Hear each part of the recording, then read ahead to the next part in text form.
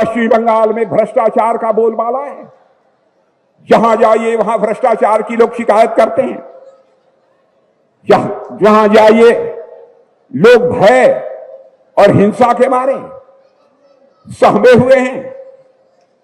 लेकिन आज मैं देखता हूं उनके अंदर ऐसा उत्साह है कि अब लोगों के अंदर विश्वास यह पैदा हो गया है कि अब तो ममता जी जाने वाली हैं और भारतीय जनता पार्टी आने वाली है।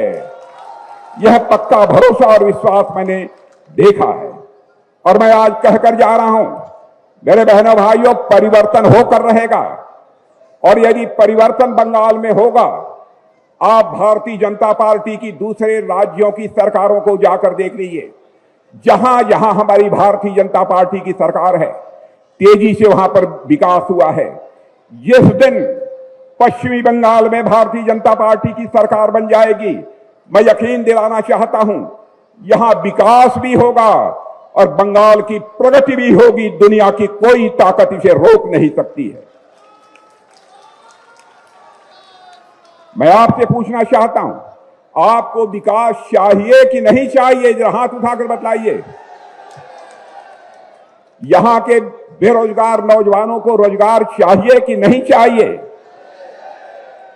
टीएमसी के भ्रष्टाचार से आपको मुक्ति चाहिए कि नहीं चाहिए? कटमनी और सिंडिकेट राज समाप्त होना चाहिए कि नहीं होना चाहिए? तुष्टीकरण की राजनीति समाप्त होनी चाहिए कि नहीं होनी चाहिए?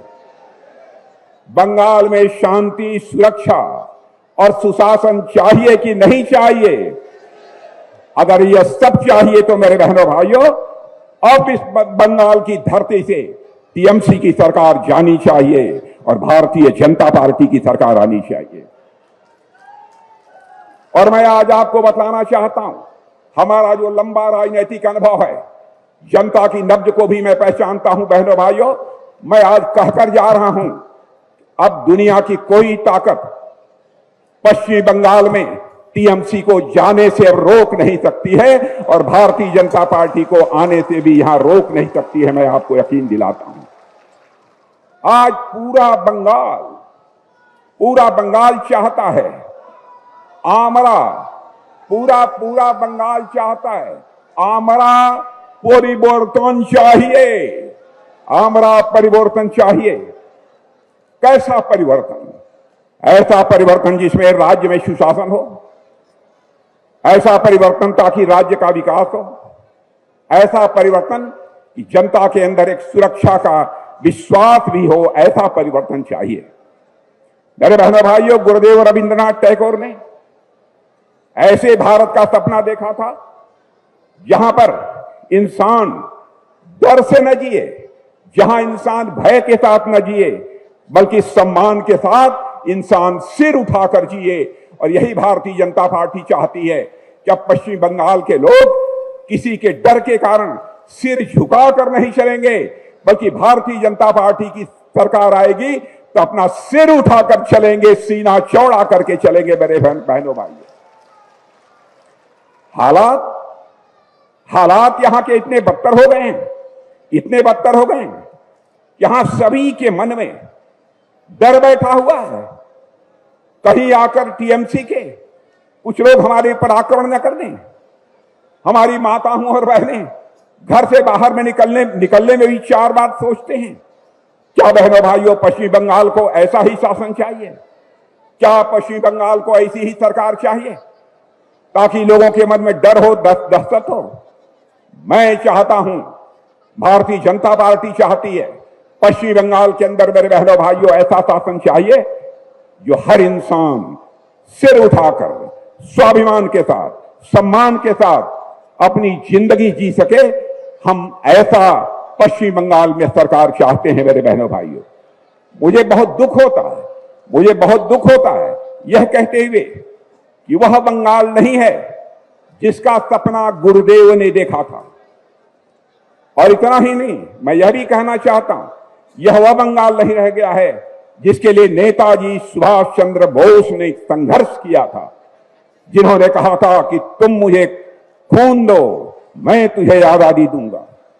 साथियों, अब वह समय आ गया है फिर से ऐसा बंगाल बनाने का जहां सभी बिना किसी भय के, बिना किसी डर के खुलकर श्वास ले सकेंगे, युवाओं का भविष्य उज्जवल होगा और महिलाओं को सुरक्षा होगी, यह गारंटी देकर मैं यहां से जाना चाहता हूं। ऐसा पश्चिमी बंगाल होगा, हम यहां से बेरोजगारी को भी समाप्त करेंगे। मैं झूठा नहीं बोलूंगा, झूठ बोलकर, असत्य बोलकर आपका समर्थन नहीं हासिल करना चाहूंगा। बहनों भाइयों, हम लोगों को 5 से लेकर 10 वर्ष तक का समय चाहिए। पश्चिम बंगाल में हम यहां की बेरोजगारी की समस्या से छुटकारा दिलाएंगे, यह मैं आपको यकीन दिलाकर जाना चाहता हूं। हम टीएमसी की तरह समाज को बांटकर राजनीति नहीं करना चाहते, क्योंकि हम सरकार केवल बनाने के लिए राजनीति नहीं करते हैं, केवल सरकार बनाने के लिए राजनीति नहीं करते हैं।